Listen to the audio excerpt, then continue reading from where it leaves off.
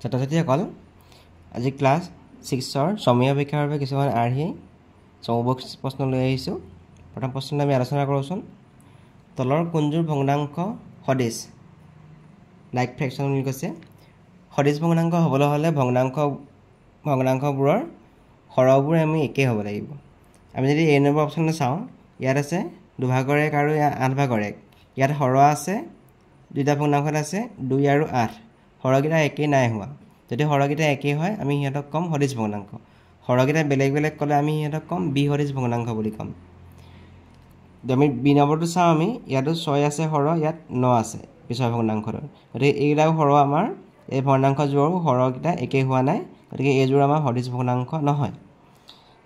C নম্বৰত চাওঁ, ইয়াত আছে 5/4 আৰু ইয়াত 1/3 আছে। এইযোৰ ভগ্নাংশটো আমাৰ হৰকেইটা বেলেগ বেলেগ আছে, ইয়াত 4 আৰু 3 আছে, গতিকে এইযোৰ আমাৰ সদিশ ভগ্নাংশ নহয়। আমি ডি নম্বৰটো চাওঁ, 1/4 আৰু 3/4 দুইটাতে হৰ 4 আছে, হৰকেইটা মিলি আছে, গতিকে সিহঁতক কওঁ আমি লাইক ফ্ৰেকশ্যন বা সদিশ ভগ্নাংশ। গতিকে ডি নম্বৰটো ইয়াৰ শুদ্ধ উত্তৰ। 2 নম্বৰ প্ৰশ্ন, চাম অফ 4/17 + 6/17 + 3/17 = গোটেইকেইটা ভগ্নাংশৰ যোগফলটো সুধিছে। ইয়াত আমি গোটেইকেইটা ভগ্নাংশৰ হৰটো চাওঁ, 17, 17, 17 একে আছে, গতিকে সিহঁতৰ LCM মানে লসাগু হ'ব 17 হৈ যাব। এতিয়া আমি যদি যোগ কৰোঁ 4/17, 6/17, 3/17, এতিয়া ইয়াত LCM 17 আছে, লসাগু 17, গতিকে আমি 17 পাতি লৈছোঁ। এই ভগ্নাংশটোৰ লব আছে 4, গতিকে আমি 4 পাতিছোঁ। ইয়াত যোগচিন আছে, যোগচিন পাতিছোঁ। 2 নম্বৰ ভগ্নাংশটো লব আছে 6, গতিকে আমি 6 পাতিছোঁ।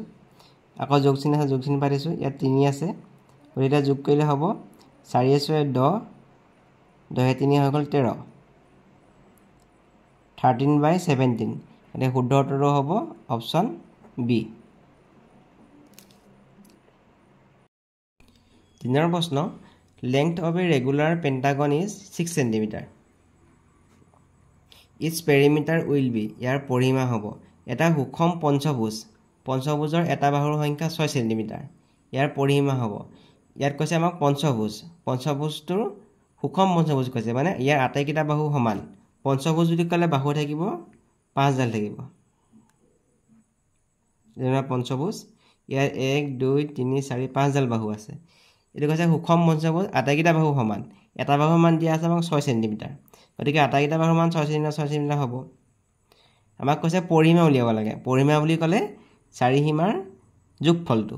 ইয়াত বাহু আছে 6টা, বাহু আছে 5টা, আৰু প্ৰতিটো বাহুৰ মান 6 cm, গতিকে 5 × 6 = 30 cm ইয়াৰ পৰিসীমা হ'ব। গতিকে বি নম্বৰটো ইয়াৰ শুদ্ধ উত্তৰ।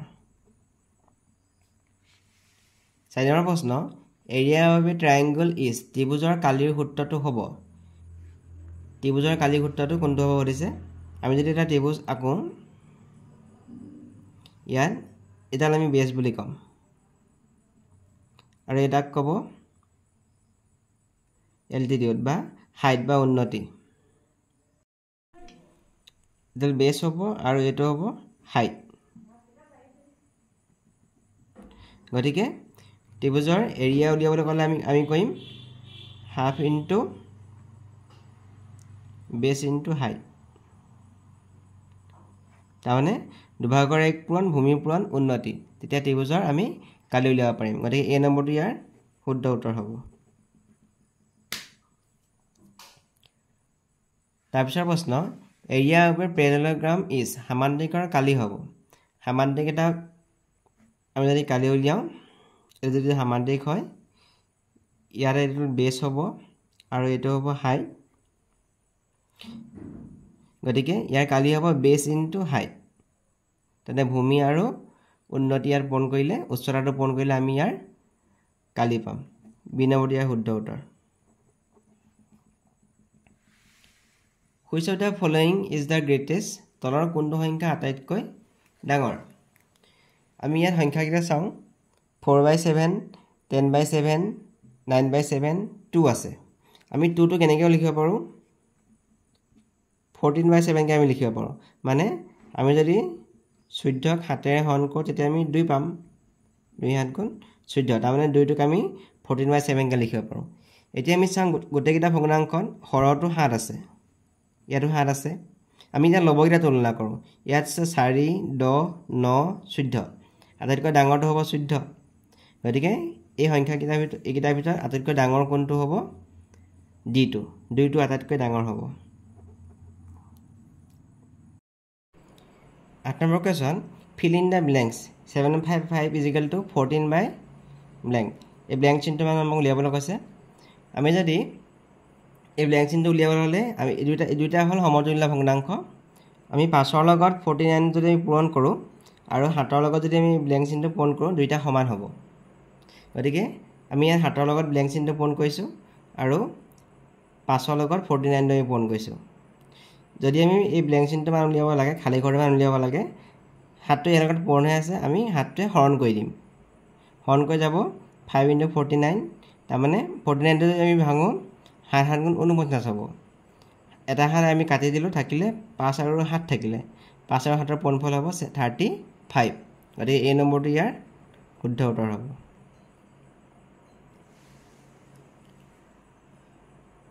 lowest form of fraction 14/20 is 20/14 লঘিষ্ঠ ৰূপটো হ'ব আমি যদি 14টো কৰোঁ 2 7 গুণ 14 হ'ব আমি ভাঙি দিওঁ উৎপাদকত আৰু 20টো যদি ভাঙো 2 2 গুণ 4 4 5 গুণ 20 ইহঁতৰ কমন ফেক্টৰ আছে 2 সাধাৰণ উৎপাদক আছে 2 গতিকে হাইয়েষ্ট কমন ফেক্টৰ মানে গৰিষ্ঠ সাধাৰণ উৎপাদক অকল ইয়াত 2 হ'ব আমি 14 আৰু 20 দুইটাকে আমাক ইয়াৰ HCF মানে হ'ল গৰিষ্ঠ সাধাৰণ উৎপাদক পালি আমি 2 পালোঁ গতিকে আমি দুইটাকে লব আৰু হৰ দুইটাকে আমি 2 হৰণ কৰি দিম 14ক যদি আমি 2 হৰণ কৰি দিওঁ তেতিয়া থাকিব 7 20ক যদি আমি 2 হৰণ কৰোঁ তেতিয়া থাকিব 10 গতিকে 14/20/14 লঘিষ্ঠ ৰূপটো হ'ব 7/10 গতিকে শুদ্ধ উত্তৰটো হ'ব B2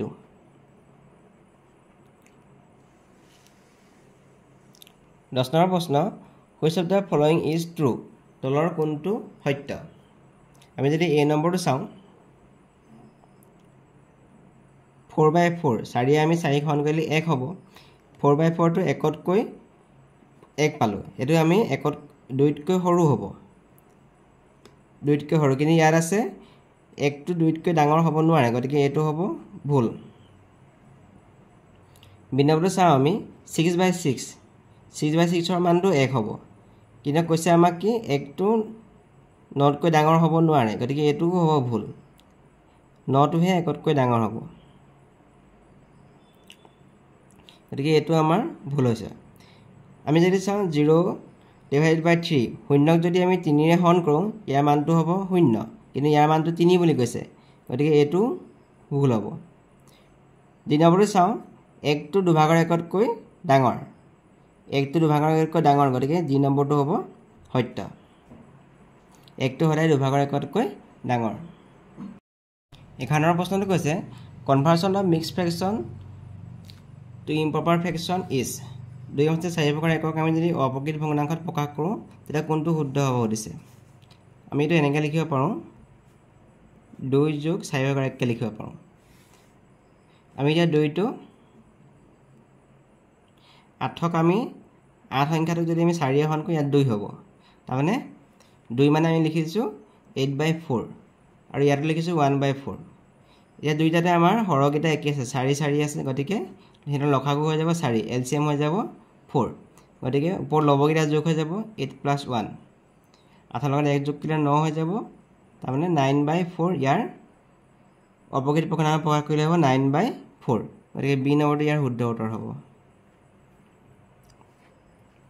12 নম্বৰ প্ৰশ্ন which of the following is a proper fraction তলৰ কোনটো প্ৰকৃত ভগ্নাংশ হ'বলৈ হ'লে লবটো সদায় হৰতকৈ সৰু হ'ব লাগিব আমি যদি চাওঁ প্ৰথম ভগ্নাংশটো ইয়াত লব আছে 9 হৰ আছে 4 লবটো হৰতকৈ ডাঙৰ হৈছে গতিকে এটো প্ৰকৃত ভগ্নাংশ নহয় ইয়াতো চাওঁ আমি লব আছে 5 আৰু হৰ আছে 2 লবটো ডাঙৰ হৈছে হৰতকৈ গতিকে এইটো প্ৰকৃত ভগ্নাংশ নহয় আমি যদি চি নম্বৰটো চাওঁ 10/6 আছে ইয়াত লব আছে 10 আৰু হৰ আছে 6 লবটো ইয়াতো হৰতকৈ ডাঙৰ হৈছে কিন্তু আমি ডি নম্বৰটো চাওঁ ইয়াত লব আছে 3 হৰ আছে 10 নিউমিনেটৰ আছে 3 আৰু ডিনমিনেটৰ আছে 10 যদি নিউমিনেটৰটো ডিনমিনেটৰতকৈ সৰু হয় তেতিয়া আমি কম ভগ্নাংশটো কম আমি প্ৰকৃত ভগ্নাংশ প্ৰপাৰ ফ্ৰেকশন বুলি কম গতিকে ডি নম্বৰটো আমাৰ proper fraction which of the following is a improper fraction তলৰ কোনটো অপ্ৰকৃত ভগ্নাংশ